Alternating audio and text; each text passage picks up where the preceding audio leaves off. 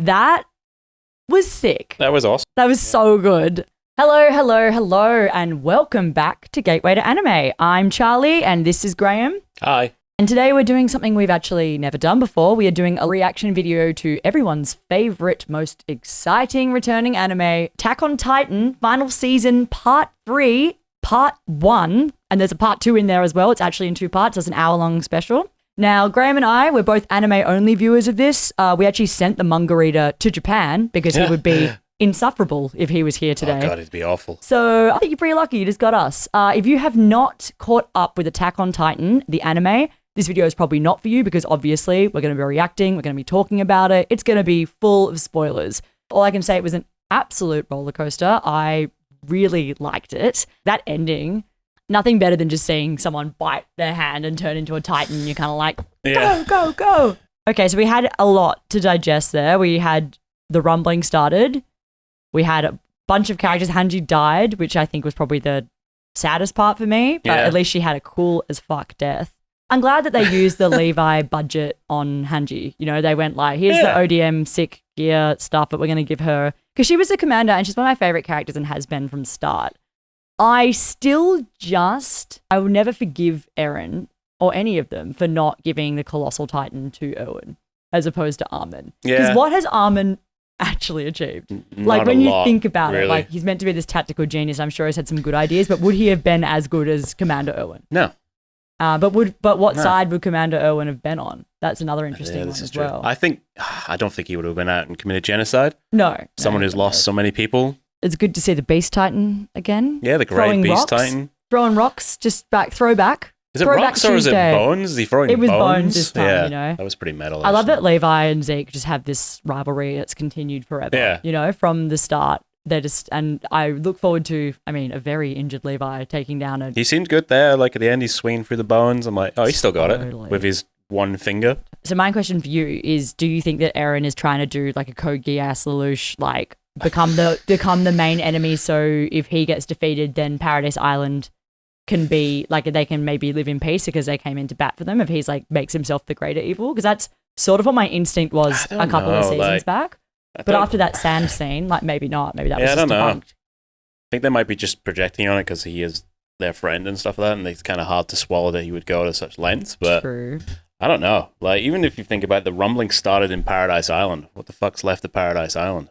Yeah, it's a pretty tough one because like there's obviously no justification that even could possibly exist to kind of make this, except for that one in this ridiculous kind of way. This is the real nitty gritty though. Like we're really tying it all together now. So I'm interested to see where it goes.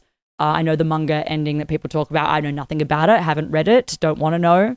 But I know that it's been controversial. So I'm interested to see why that's controversial because there's so many paths that it could go down. Show's weird. I remember like when they were doing the ODM through the bones, I was like, this is the weirdest fucking show. I know. People swinging on ropes through giant bone monsters while giant monkeys throw rocks. Like, it's so good though. It's so good. It's so good. It's so good. And I don't know what was happening in Scout's Heaven. It's not that far removed considering they all got transported into Sandland a lot. But you think it'd be something nicer. It's the afterlife, but it's still living in giant footprints, which is weird. What was your favorite part of the episode, do you think? What stood out to you the most? The initial rumbling, just seeing that devastation, that slow walk of the Colossal Titans, just like the realization of how devastating that could be. I'm a real sucker for any kind of like hand-biting Titan hype stuff. My favorite moment in the whole series is when Eren finds out that Bertholdt and Reiner are the armor and the Colossal Titan, and he yells like, "You traitors," and bites his hand and transforms. So when we had Reiner falling off the plane, biting his hand, transforming, I was like, this is hype. This is why we love Attack on Titan. A mid-air transformation is...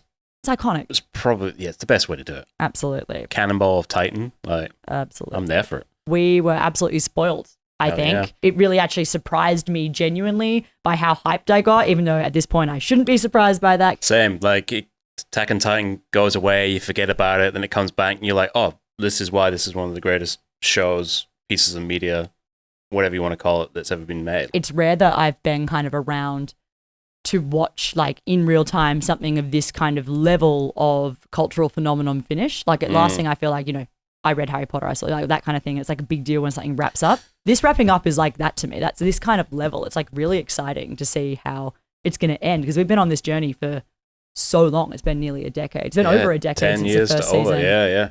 And I have to say, Mappa really knocked that one out of the park, in my opinion. I thought it was really great. I think like the 3D stuff in the Titans is always going to be a bit wonky because it's just such a spectacle thing. But like everyone else, the animation was great. Like I really enjoyed the lighting, especially when they're in the plane and you see them walking by windows and it changes the light and the mood sort of changes as well.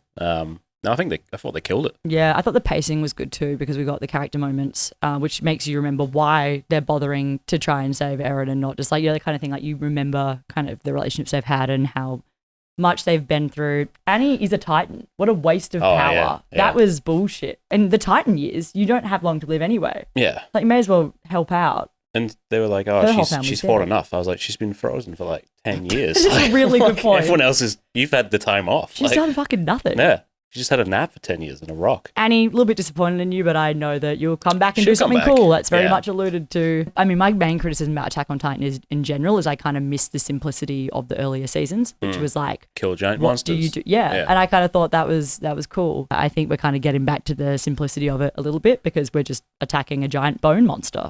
So giant bony boy. Let's do that. Yeah. I think you're right. I think because we've done political intrigue and, the stabbing people in the back and stuff, and now it's time to fight some giant monsters at the end. To the action. Apart from the time travel stuff, which obviously does another wrinkle. Like, yeah. I feel like the show's swapped genres like 16 times. Yeah. It goes from being just like a horror almost to being a political intrigue to then being a Western for like 5 minutes when they had like Levi and his uncle who was like a cowboy. And I was like, okay, great. It's like a saloon chase. I was like, Kenny. and now we're kind of back to the basics where we just have a big old battle to get through. Just that we've all swapped sides a million times and the team is, Seems set. Yeah. I don't know how they're going to pull it off. I'm sure if Sam was here, he'd be ranting about how the manga ends, but... I know, that's why I'm glad he's not here because I don't want to hear that. Flock, to me, has like single-handedly out of all the Jaegerists just caused the most damage. At the end of the last season, he stopped them going, and then this time he held onto a boat across the ocean. How many days is he just holding onto a boat? Actually fucked them up a bit. Like he nearly made them all die. Yeah. And I was like, you know what? Credit where credit's due. If he was the hero of the story, we'd be like, wow, Flock, you're a machine. But he's unfortunately not. But even then, I like the reaction. I like this show because we know where he started as a character. Was he hated Erwin, didn't want to be a part of the Scouts. Yeah. He wanted to be the military police. Had no interest, didn't want to die, was very self-serving. And then to have a full turnaround to become a full Jaegerist, fully the opposite, would die for the cause, would kind of, I think that character's had an insane amount of growth. And, I think it's good that the other characters, even though he was their enemy. I think that's the testament to how well it's written that at the end they were still just like, fuck Flock. Like, she's just been impaled through the neck, but we're still, Yeah. they've all been through so much and it's such a complicated story. It still means something to them, which is good writing. I think so too. Eren's motivations are a mystery, as they said. So we're going to have to wait and see. But I really don't think you can justify anything and come back from what he's done. So we will see. Genocide is hard to come back from. But hey, he turned out to be a great villain in the end. So yeah, this is it. I am excited. Let us know what you think your theories are if you haven't read the manga, obviously. If you read the manga, that's cheating. I don't want to know. Go talk to Sam. Go talk to Sam and you guys can complain together. But I think that for me, as an anime watcher, I'm so excited for this series to wrap up. I mean, how many seasons we're going to get? I don't know. It's never ending. But hey, I think that if Mappa need to take this time to do it properly, I hope that they do because this is a really strong start and I'm excited. One thing I'll say, minor criticism. Yeah, bring it on.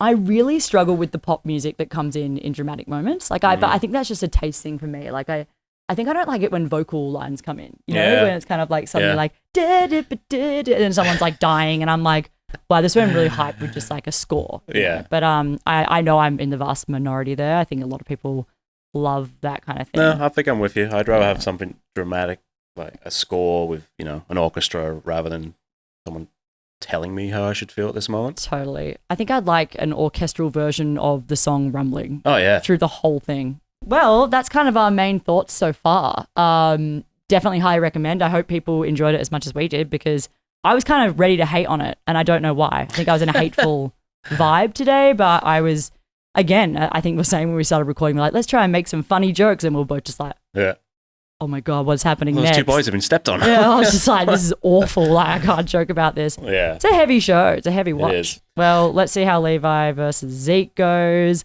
The old 6 fingers. I love it. I love it. He just needs his fingers. 2 fingers. That two was pinkies. So good.